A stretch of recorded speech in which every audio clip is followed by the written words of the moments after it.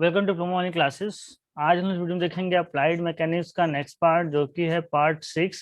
इससे पहले हम लोगों ने पार्ट 1 से लेकर के पार्ट 5 तक कंप्लीट कर लिया। अगर आप नहीं देखा है तो डिस्क्रिप्शन खोलेंगे जहाँ पे उसका लिंक आपको मिल जाएगा, साथ ही साथ टेस्ट का लिंक भी मिल जाएगा। ठीक है, इन सब का टेस्ट का लिंक, अगर टेस्ट देना चाहते हैं ऑनलाइन तो टेस्ट का लिंक भी आपको वहाँ पे मिल जाएगा। इसके अलावा आपको पीडीएफ नोट्स भी मिल जाएगा। ठीक है, अगर आप इसको डेली चाहते हैं कि आपको डेली पीडीएफ नोट्स मिल जाए तो आप टेलीग्राम ज्वाइन कर लीजिए, जहाँ पर पीडीएफ नोट्स, टेस्ट लिंक और वीडियो आपको वहाँ पे मिलता रहेगा। ओके, जिसका लिंक आपको डिस्क्रिप्शन में मिल जाएगा। तो आइए स्टार्ट करते हैं। आज देखते हैं पार्ट नंबर 6। पार्ट नंबर 6 में पहला क्वेश्चन हम लोग के पास है। पहला क्वेश्चन पूछा गया है, शुष्क सतहों के लिए मतलब कि ड्राई सरफेस के लिए घर्षण बल के लिए कौन सा कथन असत्य है। ठीक है, घर्षण बल होता है। ठीक है, ड्राई सरफेस के लिए पूछा गया है, घर्षण बल के लिए कौन सा कथन असत्य है ये बताना है। ठीक है, तो ऑप्शन ए दे रखा है, संपर्क सतहों के पदार्थ पर निर्भर करता है। ठीक है, तो ये बात तो सही है, संपर्क सतहों के पदार्थ पर निर्भर करता है ड्राई सरफेस के लिए, ये बात सही है।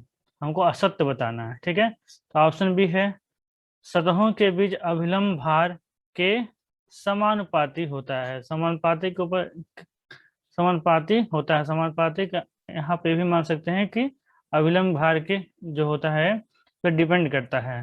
ठीक है, तो ये भी बात क्या है, सही है। ऑप्शन सी, संपर्क सतहों के क्षेत्रफल पर निर्भर करता है, ये भी बात सही है, संपर्क सतह पर निर्भर करता है। ऑप्शन डी बचा, सर्पी वेग मतलब कि वेलोसिटी ऑफ स्लाइडिंग के समानुपाती होता है।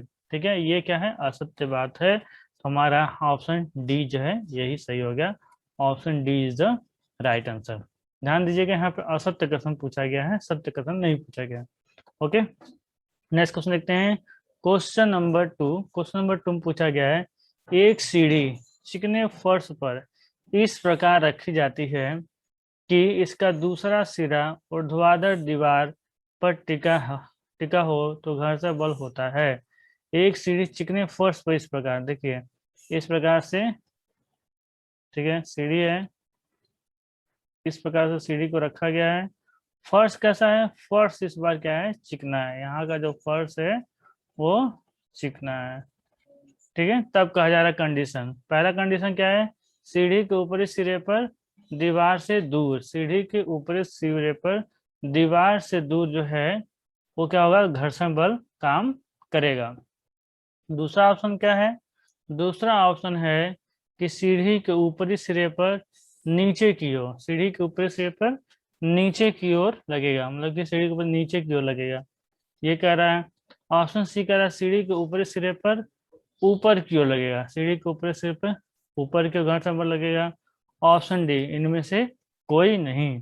इसका सही जवाब क्या होगा, इसका सही जवाब होगा ऑप्शन सी, सीढ़ी के ऊपरी सिरे पर ऊपर की ओर घर्षण बल लगेगा। Option C is the right answer. Okay, अब नेक्स्ट क्वेश्चन देखते हैं, क्वेश्चन नंबर 3। क्वेश्चन नंबर 3 में पूछा गया है, एक सीढ़ी किसी चिकनी दीवार के साथ साम्यावस्था में नहीं है। ठीक है, मतलब किसी चिकनी दीवार के साथ साम्यावस्था में नहीं है, मतलब बैलेंस में नहीं है, तो उसे साम्यावस्था में किया जा सकता है। उसे साम्यावस्था में कैसे किया जा सकता है ये बताना है। तो ऑप्शन ये पूछा बताया गया, सीढ़ी की लंबाई को बढ़ा करके, तो उससे साम्यावस्था में किया जा सकता है। ऑप्शन बी, सीढ़ी का झुकाव को बढ़ा करके। ठीक है, अगर सीढ़ी का जो जो सीढ़ी को और ज्यादा झुका करके उसके को क्या किया जाता है, बैलेंस किया जाता है। ऑप्शन सी, सीढ़ी की लंबाई को कम करके। ऑप्शन डी, सीढ़ी का झुकाव कम करके। इसका सही जवाब क्या होगा, इसका सही जवाब होगा कि सीढ़ी का झुकाव को बढ़ा करके। Option B is the right answer. सीढ़ी के झुकाव को बढ़ा करके हम क्या कर सकते हैं, सीढ़ी को साम्यावस्था में ला सकते हैं। Next question, question number 4। Question number 4 में क्या पूछा गया है, गतिक घर्षण मतलब कि डायनेमिक फ्रिक्शन, स्टैटिक घर्षण मतलब कि स्टैटिक फ्रिक्शन की अपेक्षा होती है, क्या होती है, कम होती है। जो डायनेमिक फ्रिक्शन है उसकी वैल्यू कम होती है जो है स्टैटिक फ्रिक्शन से। ठीक है, तो ऑप्शन सी क्या हो जाएगा, राइट आंसर हो जाएगा। ठीक है, नेक्स्ट क्वेश्चन देखते हैं, क्वेश्चन नंबर 5। क्वेश्चन नंबर 5 में क्या पूछा गया है, निम्न में से कौन सा प्रथम प्रकार का उत्तोलक मतलब कि लीवर है कि फर्स्ट ऑर्डर लीवर कौन सा है, ये बताना है। प्रथम प्रकार के उत्तोलक का उदाहरण यहाँ पे बताना है। तो पहला दे रखा है चिमटा, ठीक है। ऑप्शन बी दिया है कैंची, ऑप्शन सी भुजा, ऑप्शन डी उपरोक्त सभी। तो इसका सही जवाब क्या है? इसका सही जवाब है कैंची, फर्स्ट टाइप का लीवर है। Option B is the right answer, ठीक है। नेक्स्ट क्वेश्चन देखते हैं, क्वेश्चन नंबर 6। क्वेश्चन नंबर 6 में पूछा गया है द्वितीय प्रकार के उत्तोलक में प्रयास भार तथा आलम की उपस्थिति होती है। तो द्वितीय प्रकार के उत्तोलक की अगर हम बात करें तो हम लोग याद कर सकते हैं कि इसका उदाहरण से अगर याद करें तो इसका उदाहरण क्या होता है? इसका उदाहरण होता है सरौता, ठीक है, इस टाइप का होता है। तो यहाँ पे क्या होता है? फलक्रम होता है, मतलब आलम्ब होता है, और यहाँ पे क्या लगता है? भार लगता है, और यहाँ पे क्या लगता है? एफर्ट, प्रयास लगता है। यानी हम कह सकते हैं कि आलम्ब और प्रयास के बीच में क्या होता है? भार होता है, ठीक है। तो ये हम लोग को देखना है यहाँ पे। पहला ऑप्शन है आलम्ब और प्रयास के मध्य भार होता है, आलम्ब और प्रयास के मध्य भार होता है, ठीक है। तो पहले ही जवाब हमको क्या मिल गया? सही मिल गया, ठीक है। तो ऑप्शन ए हो जाएगा हमारा सही हो जाएगा कि आलम्ब और प्रयास के बीच में क्या होता है? भार होता है, वो हमारा द्वितीय प्रकार का उत्तोलक होता है। Option A is the right answer. Next question देखते हैं, क्वेश्चन नंबर 7। वास्तविक मशीन में यानी कि रियल मशीन की बात करें, आइडियल मशीन की बात नहीं करें, रियल मशीन की बात करें। वास्तविक मशीन में क्या होता है? यांत्रिक लाभ इकाई होता है, मतलब कि मैकेनिकल एडवांटेज यूनिट होता है, ठीक है, इकाई होता है।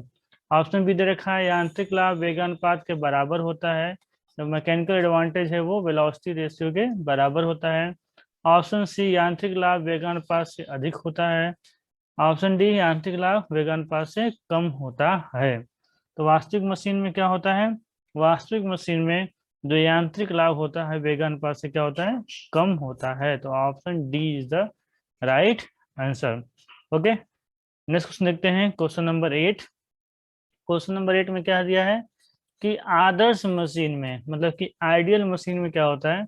ऑप्शन ए यांत्रिक लाभ इकाई होता है, ऑप्शन बी यांत्रिक लाभ वेगानुपात के बराबर होता है, ऑप्शन सी यांत्रिक लाभ वेगानुपात से अधिक होता है, ऑप्शन डी यांत्रिक लाभ वेगानुपात से कम होता है। तो हम जानते हैं आइडियल मशीन में मैकेनिकल एडवांटेज किसके बराबर होता है? वेलोसिटी रेशियो के बराबर होता है, यानी कि यांत्रिक लाभ वेगानुपात के बराबर होता है। Option B, option B is the right answer, okay. Next question देखते हैं, क्वेश्चन नंबर 9। क्वेश्चन नंबर 9 में क्या पूछा गया है? इसमें पूछा है घिरनियों की द्वितीय निकाय में घिरनियों की संख्या n है तो वेगानुपात होता है। देखिए सेकेंड सिस्टम ऑफ पुली में हमने आपको बताया है कि जो उसका वेगानुपात होता है वो n, ठीक है, n होता है, पुलियों की संख्या के बराबर होता है। अगर 4 पुली की संख्या है तो 4 वेगानुपात हो जाएगा, ठीक है। अगर 1 है तो 1 हो जाएगा, अगर 10 है तो 10 हो जाएगा, n होता है, ठीक है। अगर थियरी आपने नहीं पढ़ा मशीन का तो मशीन का थियरी पढ़ लीजिए, ओके। तो इसका आंसर क्या हो जाएगा? Option C, option C is the right answer. Next question देखते हैं, क्वेश्चन नंबर 10। क्वेश्चन नंबर 10 में पूछा गया चिमटा, ठीक है, उत्तोलक उदाहरण है। किसका उदाहरण है? प्रथम प्रकार के उत्तोलक का, द्वितीय प्रकार के उत्तोलक का, तृतीय प्रकार का उत्तोलक का और चतुर्थ प्रकार उत्तोलक का। तो इसका सही जवाब क्या है? देखिए प्रथम प्रकार के उत्तोलक के लिए कैंची को याद रखिए, ठीक है, कैंची को। और द्वितीय प्रकार के उत्तोलक के लिए हमेशा सरौता याद रखिए, रौता याद रखिए, ठीक है।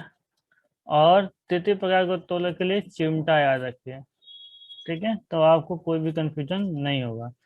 तो यह 10वां किस प्रकार का उत्तोलक है? तृतीय प्रकार का उत्तोलक है। अभी तक हम लोगों ने क्या किया है कि 6 पार्ट को कंप्लीट कर लिया है, ठीक है, 6 पार्ट को कंप्लीट कर लिया है। आगे हम लोग अभी हमने कहा है 250 क्वेश्चन कराएंगे, 10-10 क्वेश्चन कराएंगे, इसका मतलब 25 पार्ट करने होंगे, ठीक है। मैक्सिमम क्वेश्चन हम लोग अटेम्प्ट करेंगे। अगर देखिए अगर 15 पार्ट तक हिंदी में हो जाता है, ठीक है, तो उसके बाद 10 पार्ट हम लोग क्या करेंगे, इंग्लिश में कर लेंगे। यानी कि टोटल 25 पार्ट हम लोग करने वाले हैं। पर डे एक एक पार्ट करेंगे, तब पर भी नेक्स्ट मंथ में हमारे एग्जाम होंगे, तब पर भी हम लोग कंप्लीट इसको कर लेंगे। ओके, बट आप लोग टेस्ट रेगुलर देते रहिए, ठीक है, टेलीग्राम से जुड़िए।